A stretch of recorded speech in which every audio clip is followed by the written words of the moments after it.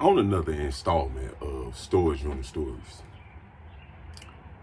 I know somewhere in my profile it says that EJ saved my life, but I never really go in depth into the story behind how EJ saved my life. So let's tap right into it.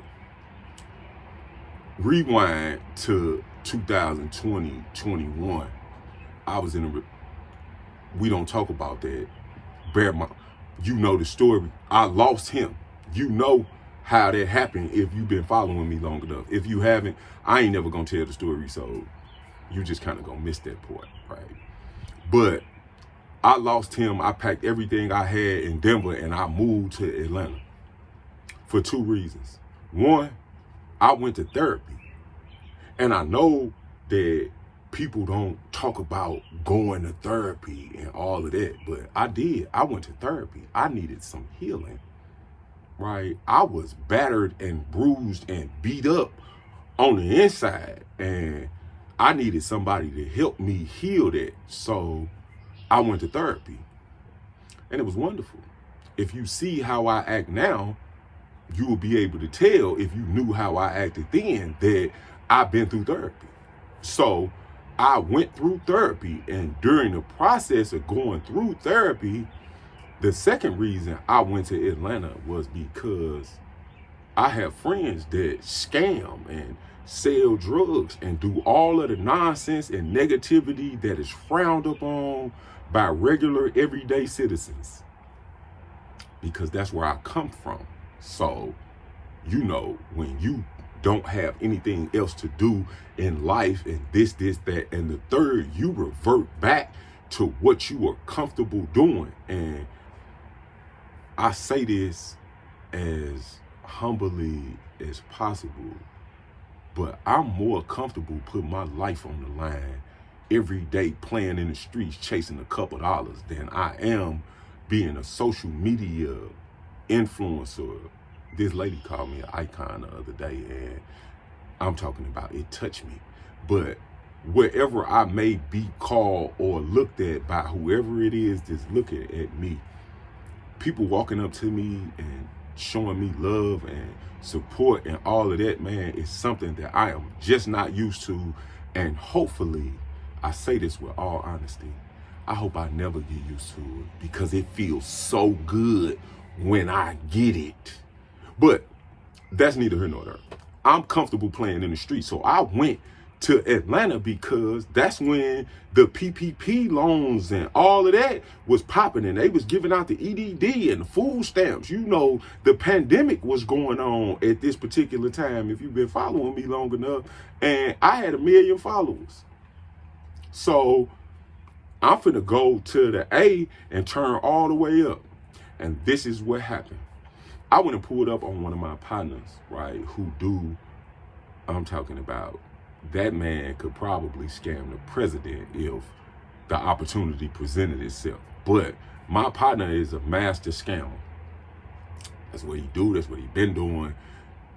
I don't get into that. I try my best to stay out of it. But at this point in my life, I wanted to get into it. So I went and pulled up on him while I was going through therapy so we could start the process, so them people can send me all that money and I could suffer whatever consequences it was that was going to come behind it.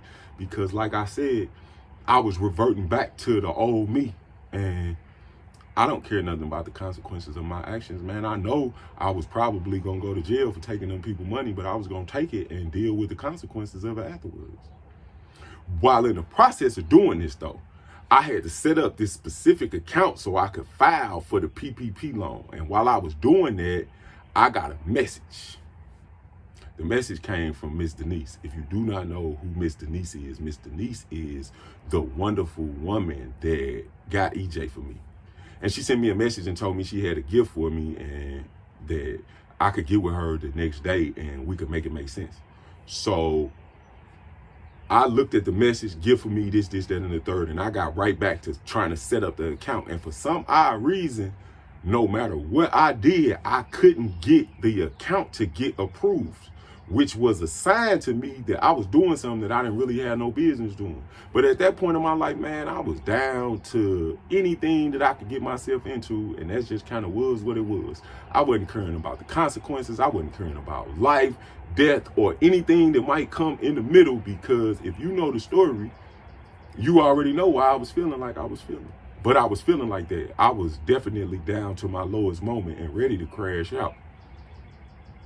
But I couldn't set the account up. And I just kind of let it go and said, man, I'm going to deal with it tomorrow. I'm going to go sit down in front of a computer and I'm going to see if I can set the account up from a computer.